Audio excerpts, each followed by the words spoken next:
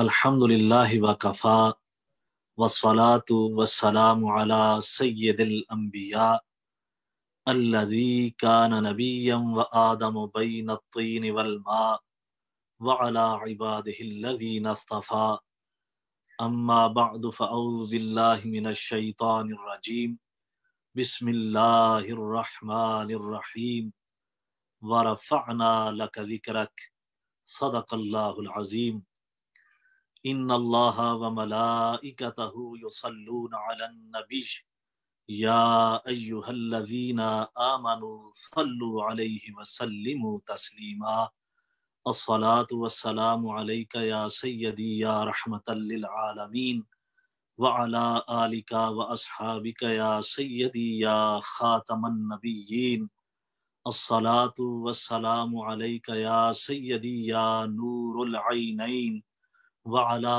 आलिका व अस्हाबिका या जद्दी व जद्दिल हसन वल हुसैन। अल्लाह रब्बुल इज़्ज़त का शुक्र है जिसकी तौफीक से आज एक मरतबा फिर ग्रीन रमदान प्रोग्राम में मस्जिद गुंबद खजरा कैलेगरी कनाडा में आप अहबाब से मुखातिब होने का शरफ हासिल हो रहा है। अल्हम्दुलिल्लाह अला ज़ालिक। मैं हज़रत अल्लामा हाफिज़ व कारी अल्लामा मोहम्मद अय्यूब अज़फ़र अल्लामा अज़फ़र अय्यूब साहिब का शुक्रिया अदा करता हूँ कि आपने मुझे एक मरतबा फिर यहाँ पे जितने भी अहबाब ऑनलाइन हैं, पूरी दुनिया से देख रहे हैं, उनसे मुखातिब होने का मौका अता फरमाया। और साथ ही साथ इस ऑर्गेनाइजेशन का, इस इदारे का जितनी भी आपकी टीम है और बिलखसूस पीर तरीक़त हज़रत अल्लामा पीर सैयद बदीउद्दीन शाह साहिब सोहरवर्दी, आपका भी शुक्रिया अदा करता हूँ। हज़रात मोहतरम, आज जैसा कि मुझे मौजू दिया गया है कि आका अलैहिस्सलातु वस्सलाम की नाते पाक के हवाले से गुफ्तगू करना है, तो इब्तदा में ही मैं ये ज़रूरी समझता हूँ कि इस हवाले में हज़रत अल्लामा पीर सैयद बदीउद्दीन सोहरवर्दी साहब के ख़ानदान का एक बहुत बड़ा हिस्सा है नाते पाक के फ़रोग़ के लिए। सबसे पहले उसमें उनके वालिद गिरामी हज़रत अल्लामा पीर सैयद रियाजुद्दीन सोहरवर्दी साहिब, उन्होंने मुल्क पाकिस्तान में एक अंजुमने अंदलीबान रियाज रसूल के नाम से एक इदारे का क़याम किया। हम छोटे छोटे थे तो तब पूरे मुल्क में वो इस नाते पाक के फ़रोग़ के लिए उनका दौरा होता और मुख्तलिफ नात खानान हजरात जो हैं वो उसमें शामिल होते। और आपके जो बरादर असगर हैं वो भी किसी तारुफ के मोहताज नहीं हैं, पूरी दुनिया उनको नाते पाक के हवाले से जानती है। तो इस हवाले से इनकी एक अपनी पहचान है, अपना ख़ानदान है जिसने आका अलैहिस्सलातु वस्सलाम की नाते पाक के हवाले से बहुत बड़ा काम किया है। हजूर अलैहिस्सलातु वस्सलाम की नाते पाक में वो मिर्ज़ा गालिब ने बड़ी खूबसूरत बात की थी कि गालिब सनाए ख्वाजा बयज़दां गुज़ाश्तेम कां ज़ाते पाक मर्तबा दाने मोहम्मद अस्त, कि जिस ज़ाते बाबरकात की सिफ़्त व सना, जिसकी नाते पाक खुद अल्लाह रब्बुल इज़्ज़त हर लम्हा जिसका मदहा सरा हो, जिसकी नाते पाक अल्लाह रब्बुल इज़्ज़त खुद हर लम्हा बयान फरमा रहा हो, हम जैसे गुनाहगार और निकम्मे लोग आका अलैहिस्सलातु वस्सलाम की नाते पाक क्या बयान कर सकते हैं। अल-हम्द की अलफ से लेके वन्नास की सीन तक सारे का सारा कुरान जो है वो नाते मुस्तफ़ा है। हमारे पाकिस्तान में रूमी कश्मीर उन्हें कहते हैं, पंजाबी के बहुत बड़े सूफी शायर हुए हैं। उन्होंने लिखा है कि ज़ेरा ज़बरा शद्दा मद्दा शान ओदी विच आइयां, आमा लोकां समझ न काई खासा रमजां पाइयां, कि कुरान जो है अलहमद की अलफ से लेके वन्नास की सीन तक कुरान पाक की हर जबर, हर जेर, हर शद, हर मद जो है उसमें से आका अलैहिस्सलातु वस्सलाम की नाते पाक झलक रही है। और आम लोग जो हैं वो समझ नहीं सकते, जो खास हैं अहालियान मारिफत हैं, उनके ऊपर हजूर अलैहिस्सलातु वस्सलाम की नाते पाक कुरान हकीम के एक एक लफ्ज से है वो जाहिर हो रही है। इससे पहले कि मैंने जो आया करीमा तिलावत की उसकी तरफ जाऊं, ये जो मैंने अर्ज किया कि قرآن پاک الحمد کی الف سے لے کے سارے کا سارا نعت مصطفیٰ ہے۔ ایک بہت بڑے علمی شخصیت پاکستان میں ہو گزرے ہیں، ان کا نام تھا حضرت علامہ سید محمود احمد رضوی صاحب رحمت اللہ تعالی علیہ۔ انہوں نے صحیح بخاری کی شرح جو ہے وہ بھی فرمائی، اور فیوز الباری کے نام سے، فیوز الباری شرح بخاری، انہوں نے یہ فرمائی، اور وہ ایک خطاب فرما رہے تھے مینار پاکستان میں۔ یہی الفاظ انہوں نے وہاں پہ دہرائے کہ قرآن پاک سارے کا سارا مصطفیٰ کی نعت ہے۔ تو ایک شخص ایک کونے سے کھڑا ہوا، وہ کہتا ہے جی حضرت سوال کی اجازت دیں۔ آپ نے فرمایا جی بولیے۔ وہ کہتا ہے کہ آپ نے فرمایا ہے کہ قرآن حکیم الحمد کی الف سے لے کے والناس کی سین تک سارے کا سارا نعت مصطفیٰ ہے۔ آپ نے فرمایا جی ہاں میں نے یہی عرض کیا ہے۔ وہ کہتا ہے کہ یہ جو قرآن پاک کی سورہ مبارکہ ہے قل هو اللہ احد اللہ الصمد لم یلد ولم یولد ولم یکن لہ کفوا احد، اس سورہ مبارکہ میں کملی والے کی نعت کہاں پہ آ گئی؟ تو یہ تو سورہ مبارکہ ہے، یہ تو خالصتاً توحید کی سورہ مبارکہ ہے۔ اس کے ایک ایک جملے سے اللہ رب العزت کی توحید، اس کا ایک ہونا، اس کا بے نیاز ہونا، اس کا کسی سے پیدا نہ ہونا، اس سے کسی کا پیدا نہ ہونا، یہ سارا ذکر اور تذکرہ اس سورہ مبارکہ میں، اس کو سورہ اخلاص کو سورہ توحید بھی کہتے ہیں، یہ سارا اللہ رب العزت کی توحید کا ذکر ہے۔ اگر آپ کا دعویٰ یہ ہے کہ سارے کا سارا قرآن نعت مصطفیٰ ہے، تو اس صورت میں نعت پاک کہاں سے آ گئی؟ آپ نے اس کو فرمایا کہ ارے نادان، تجھ جیسا بھی کوئی بدبخت اور کم فہم اور ناسمجھ ہوگا، اللہ رب العزت نے جتنی نعت مصطفیٰ کی اس سورہ میں بیان کی ہے پورے قرآن میں بیان نہیں کی۔ وہ کہتا ہے کہ یہ کس طرح؟ آپ نے فرمایا کہ اللہ رب العزت قادر مطلق ہے، وہ ہر چیز کا خالق کرنے والا ہے، مالک ہے، وہ چاہے تو اپنی توحید کا اعلان پہاڑوں سے کروائے، ستاروں سے کروائے، سورج سے کروائے، یہ نظام فلکیات اللہ رب العزت کی توحید کا اعلان کر دیں، سورج اللہ کی توحید کا اعلان کرے، پہاڑ اللہ کی توحید کا اعلان کرے، درخت اللہ کی توحید کا اعلان کرے، سمندر کی مچھلیاں اللہ کی توحید کا اعلان کریں، حشرات الارض اللہ کی توحید کا اعلان کریں، مشرق سے لے کے مغرب تک اور شمال کی بلندیوں سے لے کے جنوب کی بلندیوں تک یہ پوری کائنات ارض و سماوی میں یہ پھیلا ہوا حسن اور یہ ساری تابانیاں، یہ ساری روانیاں، یہ جتنا حسن ہے، یہ سارے کا سارا اللہ رب العزت کی توحید کا اعلان کرے۔ اگر اللہ امر فرما دے تو اس کے باوجود اللہ نے فرمایا قل، سونا تو کہہ دے کہ اللہ ایک ہے۔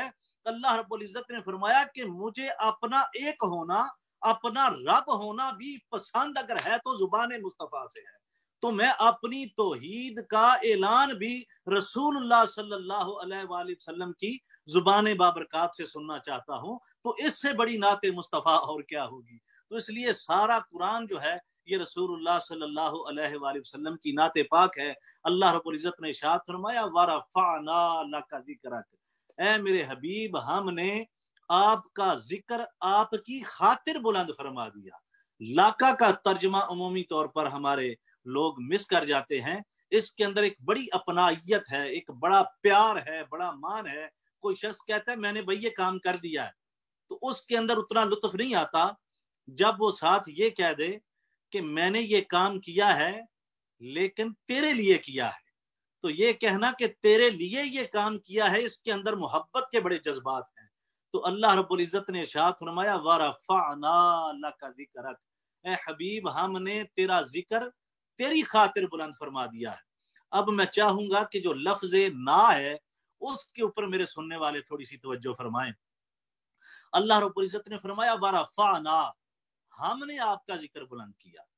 اگر ہم قرآن حکیم کا بنظر عمیق مطالعہ کریں تو اللہ رب العزت سم ٹائمز قرآن پاک میں اپنے لیے میں کا لفظ استعمال کرتا ہے اور سم ٹائمز ہم کا لفظ استعمال کرتا ہے۔ اس نے ایک اور مقام پہ اللہ رب العزت نے ارشاد فرمایا انی انا اللہ رب العالمین۔ حضرت موسیٰ علیہ السلام سے جب وہ درخت اور پردے کے پیچھے سے آواز آئی تو آپ پریشان ہوئے کہ کون بات کر رہا ہے، تو اللہ رب العزت نے فرمایا انی انا اللہ رب العالمین، کہ بے شک میں ہی دونوں جہانوں کا پالنے والا تمہارا رب تم سے محو گفتگو ہوں۔ تو اللہ رب العزت کبھی خود کو میں کہتا ہے، کبھی خود کو ہم کہتا ہے۔ جب میں کہنے سے اس کی شان گھٹتی نہیں، ہم کہنے سے اس کی شان بڑھتی نہیں۔ جس کی شان کبھی کم ہو جائے کبھی بڑھ جائے وہ خدا نہیں ہوتا، وہ بڑھنے اور گھٹنے سے پاک ہے۔ ساری کائنات اسے الہ مان لے، خدا مان لے، تو اس کی شان میں کوئی فرق نہیں پڑتا۔ اگر ساری کائنات اس کی شان الوہیت اور شان ربوبیت کا انکار کر دے تو پھر بھی اس کے خدا ہونے میں کوئی فرق نہیں پڑتا۔ تو پھر وہ کبھی خود کو ہم کیوں کہتا ہے، کبھی خود کو میں کیوں کہتا ہے؟ اس بات کی طرف ذرا توجہ فرمائیے۔ علماء فرماتے ہیں کہ جس کام کے کرنے کا ذکر اللہ رب العزت لفظ میں کی بجائے لفظ ہم کے ذریعے فرمائے، اس کا مطلب یہ ہوتا ہے کہ جس فعل کے، جس کام کے کرنے کا وہ ذکر لفظ ہم کے ذریعے فرما رہا ہے، اس سے آگے آنے والا جو کام ہے اللہ رب العزت اس کام کو پاور دینا چاہ رہا ہے۔ اللہ رب العزت اس کام کی شان کو بلند فرما رہا ہوتا ہے جب اس فعل کے کرنے سے پہلے لفظ ہم کا استعمال فرمائے۔ مثال کے طور پہ میں قرآن حکیم سے ایک اور آپ کو مثال دیتا ہوں۔ اللہ رب العزت نے ارشاد فرمایا انا نحن نزلنا الذکر وانا له لحافظون، کہ بے شک ہم ہی اس قرآن کو نازل فرمانے والے ہیں۔ یہ نہیں فرمایا کہ میں ہی اس قرآن کو نازل کرنے والا ہوں، فرمایا ہم ہی اس قرآن کو نازل فرمانے والے ہیں اور ہم ہی اس کی حفاظت فرمانے والے ہیں۔ اب جو فعل نزول قرآن ہے اور جو فعل حفاظت قرآن ہے، اللہ رب العزت نے میسج یہ دیا کہ اس کے پیچھے میں نہیں ہم ہیں۔ اب قیامت تک قرآن میں تحریف کرنے والے الٹے بھی لٹک جائیں تو اس کا ایک لفظ بدل نہیں سکتے، اس کے پیچھے پاور میں کی نہیں ہم کی ہے، اس کو ہم نازل فرمانے والے ہیں، اس کی حفاظت کا ذمہ میں نے نہیں ہم نے لیا ہے۔ اس لیے اس کو قیامت تک کے لیے بدلنے والے اپنی تمام تر توانائیاں صرف کر دیں، اس کا ایک لفظ نہیں بدل سکیں گے، چونکہ اس کی حفاظت کا ذمہ میں نہیں ہم نے لے رکھا ہے۔ اسی طرح قرآن پاک کے ایک اور مقام کی طرف آ جائیے۔ اللہ رب العزت نے ارشاد فرمایا انا اعطیناک الکوثر، اے محبوب آپ کو خیر کثیر ہم نے عطا کی ہے، میں نے نہیں عطا کی۔ اب جو فعل عطائے کوثر ہے اس کے پیچھے لفظ ہم ہے، میں نہیں۔ پتہ یہ چلا، میسج اللہ رب العزت نے یہ دیا کہ اب مصطفیٰ کو ہر معاملے میں خیر کثیر دینے والا میں خود رب لفظ ہم کے ذریعے دے رہا ہوں۔ اب مصطفیٰ کے ذکر کو مٹانے والے، مصطفیٰ کی صفات کو مٹانے والے، مصطفیٰ کریم کے ذکر پاک سے اپنے آپ کو تنگی محسوس کرنے والے اور ذکر مصطفیٰ کو روکنے والے یہ الٹے بھی لٹک جائیں تو نہیں ختم کر سکتے اس کے پیچھے خیر کثیر عطا کرنے کے میں نہیں ہم ہیں، ہم نے خیر کثیر عطا فرمائی ہے۔ اسی طرح اللہ رب العزت نے ارشاد فرمایا وَرَفَعْنَا لَكَ ذِكْرَكَ، اب فعل بلندی ذکر مصطفیٰ کے پیچھے میں نہیں ہم ہیں، ہم نے مصطفیٰ کے ذکر کو بلند کر دیا ہے۔ اب کوئی ذکر مصطفیٰ روکنے کی لاکھ کوشش کرتا رہے، اس کے پیچھے قوت جو ہے وہ لفظ ہم کی ہے، ہم نے بلند کر دیا ہے۔ اب علماء فرماتے ہیں کہ یہ بلندی کیا بلندی ہے اور کیا ذکر اللہ رب العزت نے ارشاد فرمایا ہے۔ حضرت امام ابن العطا آپ فرماتے ہیں کہ نبی کریم صلی اللہ علیہ وآلہ وسلم کو اللہ رب العزت نے فرمایا جعلت تمام الایمان بذکری معک، کہ ہم نے ایمان کو مکمل کر دیا اپنے ذکر کے ساتھ آپ کے ذکر کو ملا کے۔ یعنی ذکر مصطفیٰ جب ذکر خدا کے ساتھ مل جائے تو جو شخص یہ اعمال کرتا ہے تو اللہ رب العزت اس کے ذکر کو مکمل فرما، اس کے ایمان کو مکمل فرما دیتا ہے۔ اللہ رب العزت ایمان کی اس کو وہ سٹیج اور وہ مرتبہ اور وہ ہائی رینک عطا فرما دیتا ہے جب وہ رسول اللہ صلی اللہ علیہ وآلہ وسلم کا ذکر پاک کرتا ہے۔ میں ایک شبہ کا ازالہ حدیث پاک کے ریفرنس سے کرتا چلوں۔ عمومی طور پر جب نعت خوانی کی حضرت علامہ صاحب آپ سے گزارش کروں گا، آپ کو پتہ ہے کہ موڈیفیکیشن بہت ہو چکی ہے اور بہت ساری اقسام جو ہیں وہ نعت پاک کی ہمارے سامنے آ چکی ہیں، طرح طرح کے انداز اور طرق جو ہیں وہ اپنائے جاتے ہیں رسول اللہ صلی اللہ علیہ وآلہ وسلم کی نعت پاک کے حوالہ سے، اور اس کا ایک نجائز فائدہ وہ طبقہ اٹھاتا ہے جو سرے سے نعت مصطفیٰ کے خلاف ہے، اور وہ ان خرافات کو بہانہ بنا کر رسول اللہ صلی اللہ علیہ وآلہ وسلم کی نعت پاک کو نشانہ بناتے ہیں۔ وہ یہ نہیں کہتے کہ جو خرافات داخل ہو چکی ہیں ان کو ہٹایا جائے، ان کو ختم کیا جائے۔ اب وہ کہتے ہیں کہ اب چونکہ خرافات آ گئی ہیں، اب رسول اللہ صلی اللہ علیہ وآلہ وسلم کی نعت پاک جو ہے اس کو ہی ختم کر دینا چاہیے۔ بھئی کیسے ختم ہو سکتی ہے جب اللہ خود بڑا ثنا خوان ہے آقا علیہ الصلوۃ والسلام کا؟ اور یہ کہہ دینا کہ دیکھیے ہم تو قرآن پڑھتے ہیں۔ اب قرآن نے شاعری کی مذمت کی ہے، اور قرآن نے فرمایا ہے کہ یہ کسی شاعر کا کلام نہیں، اور خود آقا علیہ الصلوۃ والسلام کو ایڈریس فرما کے اللہ رب العزت نے فرمایا کہ آپ بھی شاعر نہیں ہیں، تو نعت خوانی تو ایک شاعری ہے۔ تو اس لیے ہمیں اس سے اجتناب کرنا چاہیے۔ قرآن پاک کی ان آیات کا ریفرنس دیتے ہیں۔ آئیے میں نبی پاک صلی اللہ علیہ وآلہ وسلم کی غلام کی زبان سے اس شبہ کا ازالہ کرتا چلوں۔ حضرت کعب ابن مالک رضی اللہ تعالیٰ عنہ، انہوں نے آقا علیہ الصلوۃ والسلام سے عرض کی کہ اے رسول اللہ صلی اللہ علیہ وآلہ وسلم، اللہ رب العزت نے قرآن پاک میں شعروں کے متعلق جو ارشاد فرمایا ہے، یہ جو ذکر میں نے آپ کے سامنے پہلے کیا، ان آیات کی طرف اشارہ کیا حضرت کعب ابن مالک نے، اور ساتھ آقا علیہ الصلوۃ والسلام سے سوال کیا ماذا ترى فی الشعر، کہ یا رسول اللہ صلی اللہ علیہ وسلم آپ شعر کے بارے میں کیا کہتے ہیں، کہ یہ جو شعر ہیں، اشعار ہیں، ان کے بارے میں آپ کے کیا ویوز ہیں، کیا خیالات ہیں؟ آقا علیہ الصلوۃ والسلام نے فقال رسول اللہ صلی اللہ علیہ وآلہ وسلم ان المؤمن یجاہد بسیفہ ولسانہ، آقا علیہ الصلوۃ والسلام نے فرمایا کہ مومن اپنی تلوار سے جہاد کرتا ہے اور اپنی زبان سے جہاد کرتا ہے۔ یہ ان اشعار کے یہ ہم نے یہ دیکھنا ہے کہ کس کے جواب میں آقا علیہ الصلوۃ والسلام یہ فرما رہے ہیں۔ سوال ہو رہا ہے شعر کے بارے میں کہ شعر کے بارے میں آپ کیا کہتے ہیں، تو آپ نے فرمایا کہ ان المؤمن یجاہد بسیفہ ولسانہ، مومن تلوار سے بھی جہاد کرتا ہے اور اپنی زبان سے بھی جہاد کرتا ہے۔ آپ کا فرمانا یہ تھا کہ نعت مصطفیٰ صلی اللہ علیہ وآلہ وسلم کی صورت میں اپنی زبان سے جہاد کرنا، حضور کی عظمتوں کو بیان کرنا، حضور کے رفعت بلندی کو بیان کرنا، مقام مصطفیٰ صلی اللہ علیہ وآلہ وسلم کو اس انداز سے بیان کرنا، آقا علیہ الصلوۃ والسلام نے فرمایا کہ ثواب کے درجے میں اس کا ثواب اسی طرح ہے جیسے جہاد بالسیف کا ثواب ہے۔ اسی طرح جب آپ اپنی زبانوں سے رحمت عالم صلی اللہ علیہ وآلہ وسلم کی ذات پاک کے بارے میں نعت پڑھیں گے، اشعار بیان کریں گے، تو وہ تلوار کے ساتھ ایک جہاد کرنا ہے، یہ زبان کے ساتھ جہاد کرنے کا کفار کے سامنے اس کو ثواب ملے گا۔ میں اعلیٰ حضرت مجدد دین و ملت امام الشاہ احمد رضا خان بریلوی رحمت اللہ تعالی علیہ، آپ کا ایک خوبصورت شعر ہے، آپ فرماتے ہیں کہ ذکر ان کا چھیڑیے ہر بات میں، ذکر ان کا چھیڑیے ہر بات میں، چھیڑنا شیطان کی عادت کیجئے، ملحدوں کی کیا مروت کیجئے۔ یعنی کہ رسول اللہ صلی اللہ علیہ وآلہ وسلم کی نعت پاک اس وقت پڑھنے کا الگ ہی مزہ ہے جب منکرین نعت سامنے موجود ہوں۔ اسی طرح صحابہ اکرام رضوان اللہ علیہ مجمعین جو ہیں، انہوں نے لمحہ بلمحہ رسول اللہ صلی اللہ علیہ وآلہ وسلم کی نعت پاک کو پڑھا ہے۔ اسی طرح ایک اور نام جو کتابوں میں آتا ہے، حدیث کی کتابوں میں، کعب بن زہیر کا نام ہے۔ مسلمان نہیں تھے، کافر تھے، اور جب کافر تھے تو بڑے ٹاپ کے پائے کے شاعر تھے، تو وہ اپنے شعروں میں رسول اللہ صلی اللہ علیہ وسلم کی ہجو کرتے تھے۔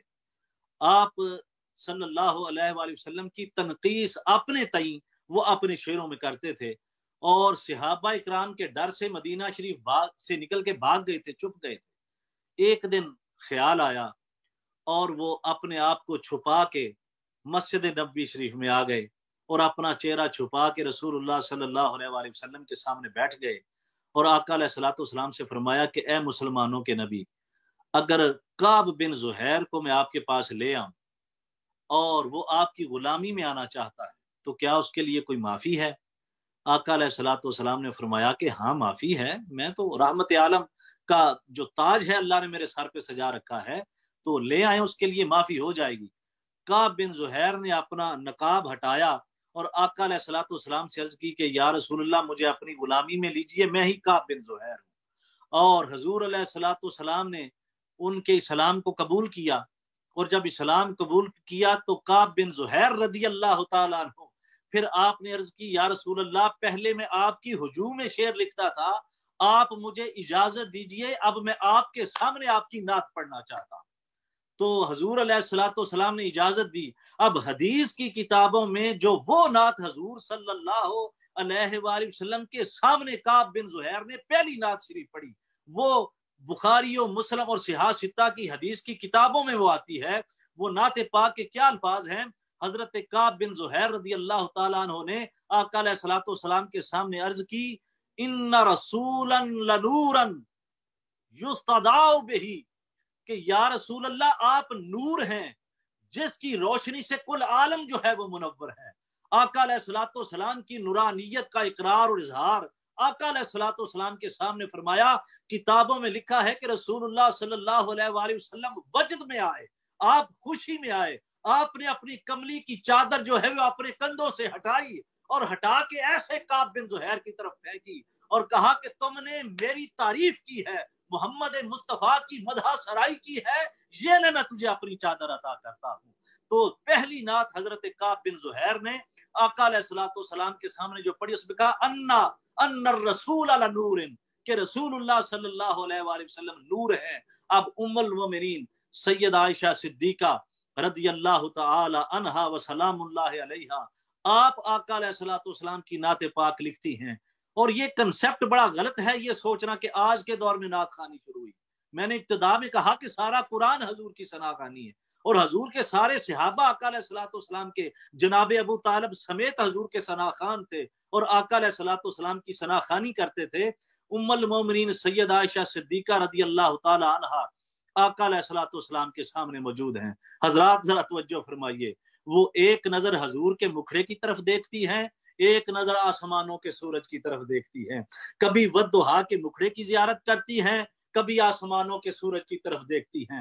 کبھی والضحیٰ کے مکھڑے کی جلوہ تبانیاں اور ذوفشانیاں ام المومنین کے سامنے ہیں، پھر ایک نظر آسمانوں پہ چمکتے اور دبکتے ہوئے سورج کی طرف دیکھتی ہیں اور مکھڑے مصطفیٰ کو دیکھ کے کہتی ہیں، آپ یہ اس طرح ارشاد فرماتی ہیں، لنا شمس وللآفاق شمس، یا رسول اللہ صلی اللہ علیہ وسلم میرے پاس ایک محمد عربی کی صورت میں مدینے کا سورج ہے، ایک آسمانوں کا سورج ہے جو آسمانوں پہ دمک رہا ہے، اور میرے پاس محمد عربی کی صورت میں مدینے کا سورج ہے۔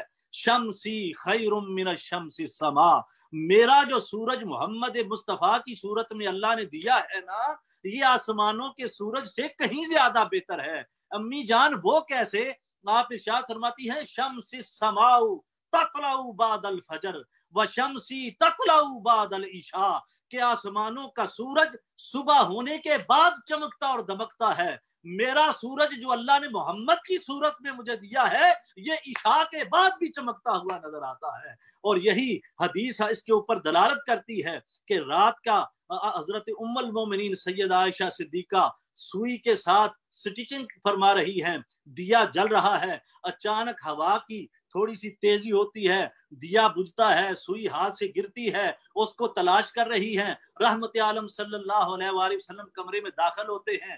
آپ نے فرمایا، عائشہ کیا ڈھونڈ رہی ہو اندھیرے میں؟ عرض کی، یا رسول اللہ صلی اللہ علیہ وسلم میری سوئی گم ہو گئی ہے، وہ نہیں ملتی۔ کتابوں میں لکھا ہے، فتبسم رسول اللہ صلی اللہ علیہ وآلہ وسلم، میرے آقا مسکرائے، حضور مسکرائے، آپ کے دندان مبارک سے نور کی ایسی شعاع نکلی، ایسی روشنی نکلی کہ ام المومنین کی گمشدہ سوئی جو ہے وہ مل گئی۔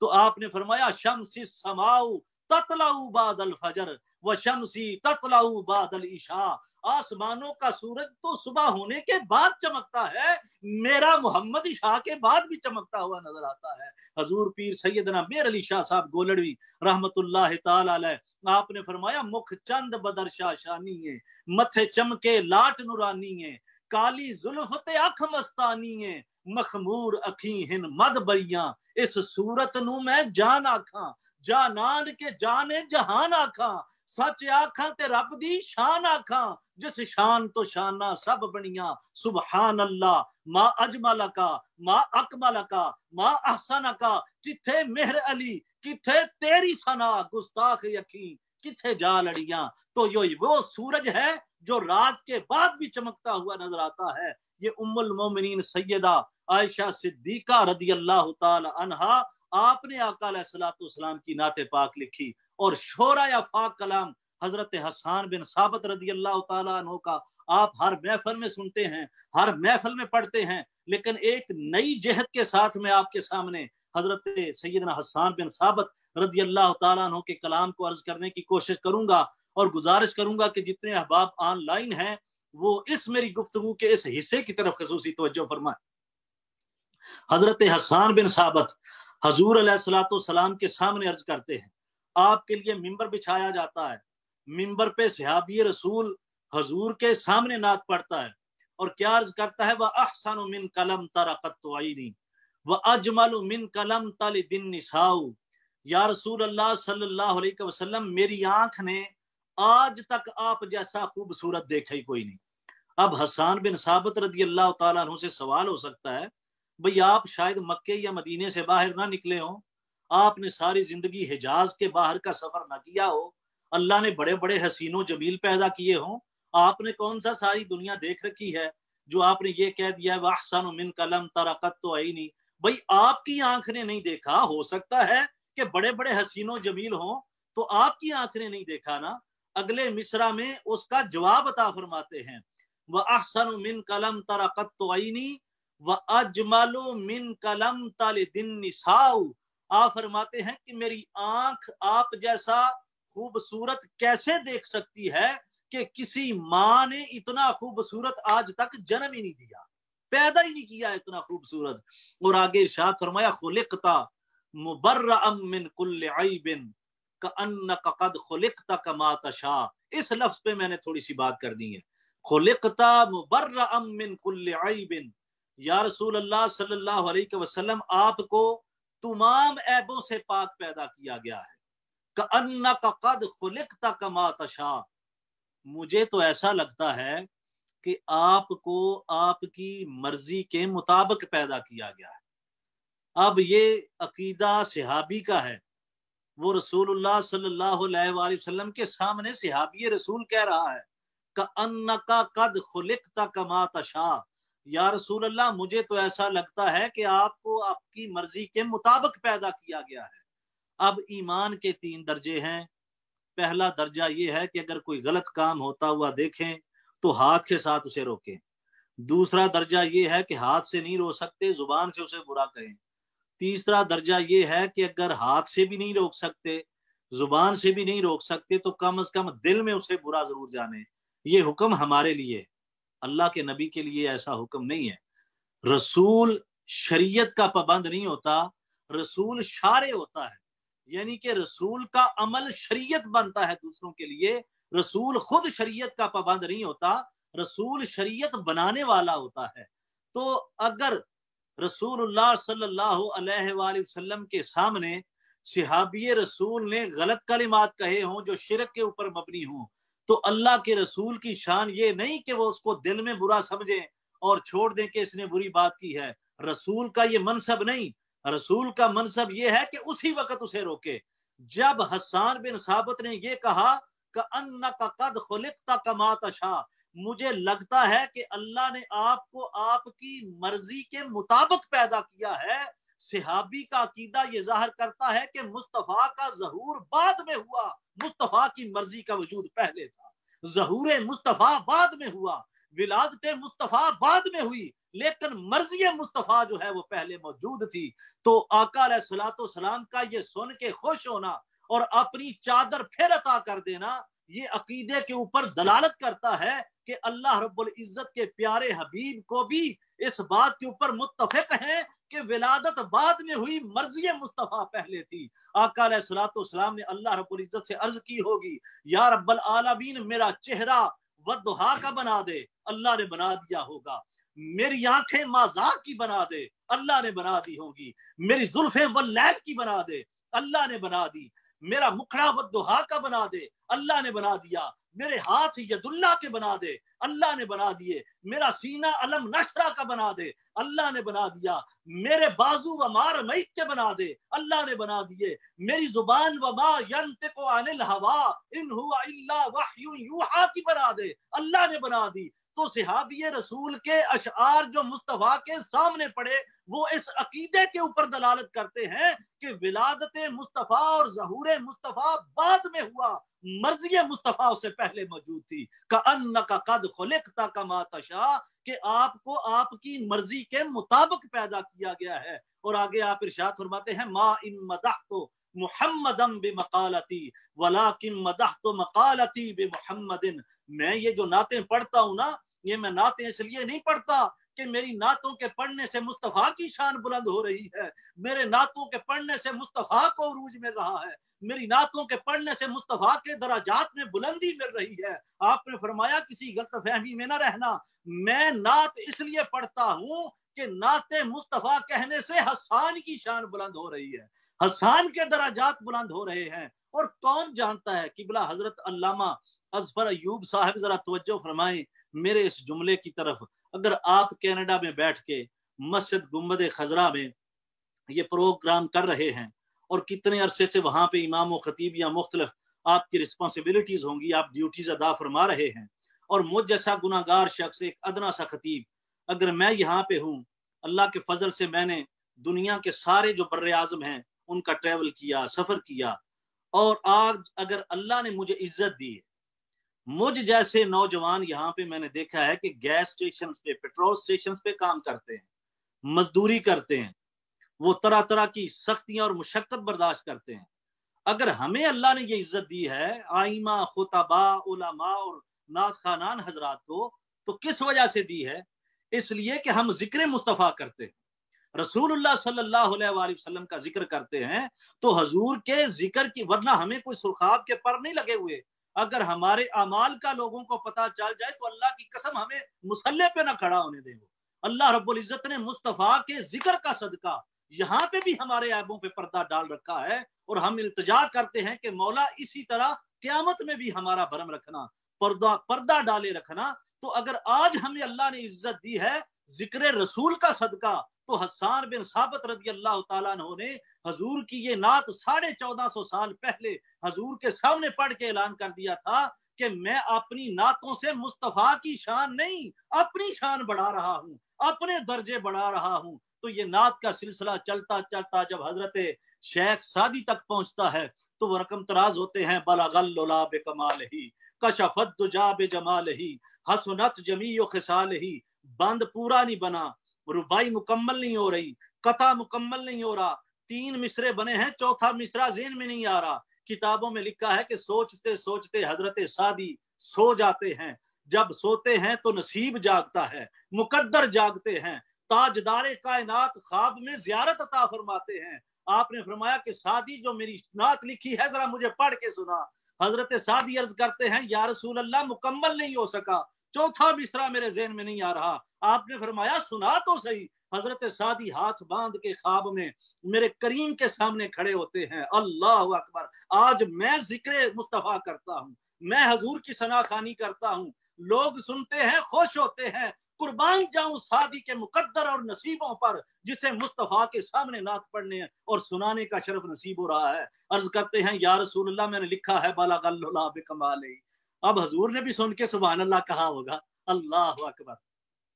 یا رسول اللہ میں نے لکھا ہے بلغ الللا بکمالہ کشف الدجا بجمالہ حسنت جمیع خصالہ۔ اب چوتھا مصرع میرے ذہن میں نہیں آ رہا۔ میرے کریم نے فرمایا سعدی آگے لکھ دینا صلو علیہ وآلہ۔ تو حضور علیہ الصلوۃ والسلام نے اس کلام کا چوتھا مصرع خود عطا فرمایا، اور اس کو آپ دیکھ لیے کہ پوری دنیا میں کتنی پذیرائی ملتی ہے کہ پوری دنیا میں شیخ سعدی کا یہ کلام ہر جگہ پہ پڑھا جاتا ہے، جس کا چوتھا مصرع خود رسول اللہ صلی اللہ علیہ وآلہ وسلم نے عطا فرما دیا کہ سعدی اس کے آگے لکھتا کیوں نہیں صلو علیہ وآلہ۔ حضرت امام بصیری کس شخص سے چھپی ہوئی ہے کہ آپ کے جو اعمال ہیں، جو پچھلی زندگی ہے، اب وہ سیرت میں لمبی گفتگو ہو جائے گی، اس کی طرف نہیں جاتا۔ حضرت بصیری کو فالج ہوا، اٹھ نہیں سکتے، مسجد میں نہیں جا سکتے، وضو نہیں کر سکتے۔ انہوں نے کہا کہ چلیں مصطفیٰ کی نعت لکھتے ہیں۔ ساری زندگی دنیا داروں کے قصیدے لکھے، ساری زندگی دنیا داروں کے شان میں جو ہے وہ کلام لکھے۔ انہوں نے کہا کہ آئیں مصطفیٰ کی بارگاہ میں کلام لکھتے ہیں۔ اور لکھنا شروع کیا مولا یصلی وسلم دائمن ابدا الا حبیبک خیر الخلق کلہم محمد سید الکونین والثقلین والفریقین من عرب ومن عجم یا رب بالمصطفى بلغ مقاصدنا واغفر لنا ما مضى یا واسع الکرم۔ یہ نعت لکھی حضور علیہ الصلوۃ والسلام کی 160 سے زائد اشعار ہیں۔ یہ جب لکھی تو آپ سو گئے، جب سو گئے تو حضور علیہ الصلوۃ والسلام مدینے کا تاجدار خواب میں آ گیا۔ حضور علیہ الصلوۃ والسلام نے کرم فرما دیا، جب خواب میں حضور آتے ہیں تو آپ نے فرمایا بصیری ذرا وہ نعت مجھے سنا نا جو لکھی ہے، وہ قصیدہ سنا، میں بھی سماعت کروں کہ میری شان میں کیا لکھا ہے۔ بصیری خواب میں حضور کے سامنے، اور یہ ذہن نشین رہے کہ آقا علیہ الصلوۃ والسلام نے فرمایا کہ جس نے خواب میں مجھے دیکھا اس نے مجھے ہی دیکھا، شیطان میری شکل اختیار نہیں کر سکتا۔ جو خواب میں محمد عربی کو دیکھتا ہے وہ حضور کو ہی دیکھتا ہے۔ تو زیارت کی اشعار سنیں۔ خواب میں آقا علیہ الصلوۃ والسلام نے ان کے جسم پر ہاتھ پھیرا، اور وہ کیا دیکھتے ہیں خواب میں کہ میرا جسم ٹھیک ہو گیا ہے۔ ید اللہ کے ہاتھ جس جسم پہ لگ جائیں، جس کے سر پہ، صحابی کے سر پہ حضور نے ہاتھ رکھا، اس صحابی نے ساری زندگی بال نہیں کٹوائے کہ مصطفیٰ کا ہاتھ میرے سر انور پہ لگا ہوا ہے، اب میں بال نہیں کٹواؤں گا ساری زندگی۔ تو حضور کا وہ ہاتھ، وہ لمس مبارک جب بصیری کے جسم کو لگا تو اللہ رب العزت نے شفا عطا فرما دی۔ صبح اٹھتے ہیں حضور علیہ الصلوۃ والسلام چادر عطا فرماتے ہیں، اپنی کملی عطا فرماتے ہیں، خوش ہو کے خواب میں اپنے پلوں کے نیچے، سرانے کے نیچے رکھتے ہیں۔ صبح بیدار ہوتے ہیں، کیا دیکھتے ہیں کہ جو جسم چل نہیں سکتا تھا اب وہ رک نہیں رہا، جو اٹھ نہیں سکتا تھا وہ کھڑا ہو گیا ہے، جو بیٹھ نہیں سکتا تھا وہ چل رہا ہے۔ اور خیال آیا کہ حضور کی کرم نوازیوں سے یہ معاملہ تو ہوا، میں نے خواب میں چادر حضور نے عطا کی تھی، اپنے سرانے کے نیچے رکھی، وہ دیکھوں، سرانہ اٹھایا تو وہ چادر مبارک جو حضور نے عطا فرمائی تھی وہ سرانے کے نیچے موجود تھی۔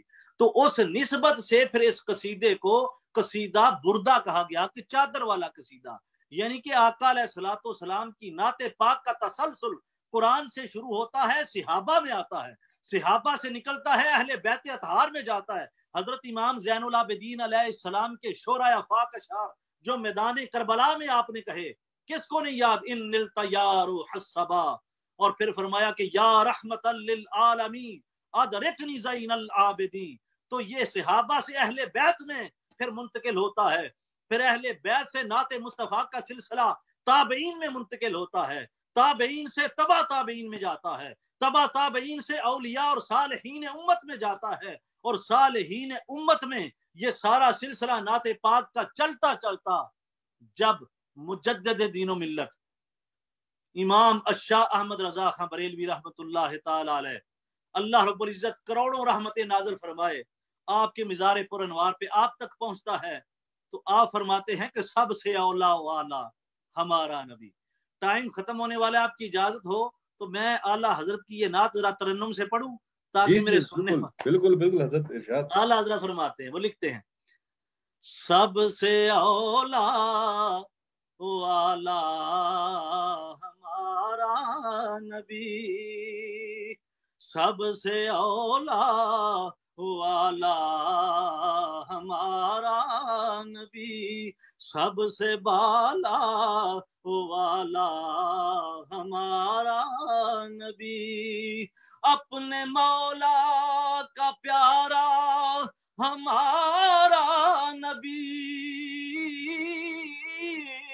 اپنے مولا کا پیارا ہمارا نبی، دونوں عالم کا دولا ہمارا نبی، دونوں عالم کا دولا ہمارا نبی، سب سے اولا والا ہمارا نبی۔ اعلیٰ حضرت فرماتے ہیں ہم اقرار کرتے ہیں کہ آدم صفی اللہ، نوح نجی اللہ، ہم مانتے ہیں ابراہیم خلیل اللہ، اسماعیل ذبیح اللہ، موسیٰ کلیم اللہ، عیسیٰ روح اللہ، پر سب سے اولا والا ہمارا نبی۔ آپ فرماتے ہیں خلق سے اولیاء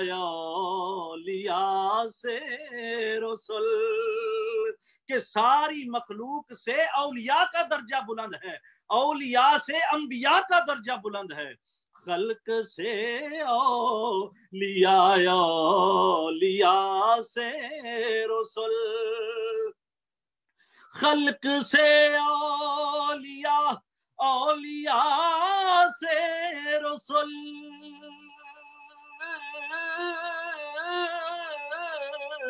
خلق سے اولیاء، اولیاء سے رسول، سب رسولوں سے اعلیٰ ہمارا نبی، سب رسولوں سے اعلیٰ ہمارا نبی، غمزدوں کو رضا مجدہ دیجئے کہ ہے، غمزدوں کو رضا مجدہ دیجئے کہ ہے،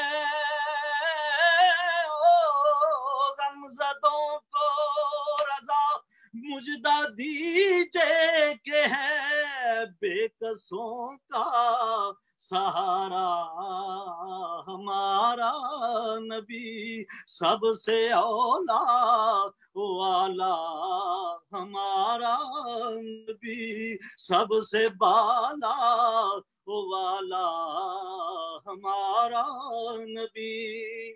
تو یہ نعت پاک کا جو سلسلہ ہے یہ شروع ہوا ازل سے اور ابد تک جاری رہے گا، اور اللہ کے فضل سے قیامت کے دن بھی ساری مخلوق آقا علیہ الصلوۃ والسلام کی مدح سرا ہوگی، انبیاء سمیت۔ فقط اتنا سبب ہے ان عقاد بزم محشر کا کہ ان کی شان محبوبی دکھائی جانے والی ہے۔ کس کو یہ معلوم نہیں کہ آقا علیہ الصلوۃ والسلام نے فرمایا کہ قیامت کے دن حمد کا جھنڈا میرے ہاتھ میں ہوگا، سارے نبی اس جھنڈے کے نیچے ہوں گے، لواء الحمد یوم القیامہ بیدی ولا فخر، کہ سارے نبی بھی اس جھنڈے کے نیچے ہوں گے۔ میں اس بات پہ فخر نہیں کرتا، آخری جملہ قارئین کی نظر کرتا ہوں، بھئی بات تو فخر کی ہے، جس کے جھنڈے کے نیچے آدم صفی اللہ ہو، جس کے جھنڈے کے نیچے کلیم اللہ ہو، جس کے جھنڈے کے نیچے روح اللہ ہو، جس کے جھنڈے کے نیچے جو ہے وہ شاہ مصر ہو، حضرت یوسف جیسا حسین و جمیل ہو۔ بات تو فخر کی ہے، لیکن حضور فرماتے ہیں ولا فخر، میں فخر نہیں کرتا۔ علماء فرماتے ہیں مطلب پتہ کیا ہے، کہ حضور نے فرمایا اگر قیامت کے دن سارے نبی اور رسول میرے جھنڈے کے نیچے ہوں گے تو یہ بات مصطفیٰ کے لیے قابل فخر نہیں، وہ نبی اور رسول فخر کریں جنہیں قیامت کا دن مصطفیٰ کا جھنڈا نصیب ہوگا۔ یہ بات رسول کے لیے قابل فخر نہیں، مصطفیٰ کے لیے قابل فخر نہیں، ان رسولوں کے لیے قابل فخر ہے جنہیں قیامت کے دن مصطفیٰ کا جھنڈا نصیب ہو جائے گا۔ تو اللہ رب العزت ہمیں آخری دم تک آقا علیہ الصلوۃ والسلام کا مدح سرا رکھے، حضور علیہ الصلوۃ والسلام کی ثناخوانی میں اللہ رب العزت ہمیں زندہ بھی رکھے، اور آخری سانس تک حضور کی ثناخوانی کی اللہ ہمیں توفیق عطا فرمائے۔ وما علینا الا البلاغ المبین۔ میں بار دیگر آپ کا بھی شکریہ ادا کرتا ہوں، حضرت قبلہ شاہ صاحب کا شکریہ ادا کرتا ہوں کہ آپ نے مجھے دوبارہ موقع دیا۔ اللہ رب العزت سارے سننے والے جو ہیں ان کی حاضری بھی قبول و منظور فرمائے، میری حاضری بھی قبول و منظور فرمائے۔ وما علینا الا البلاغ المبین۔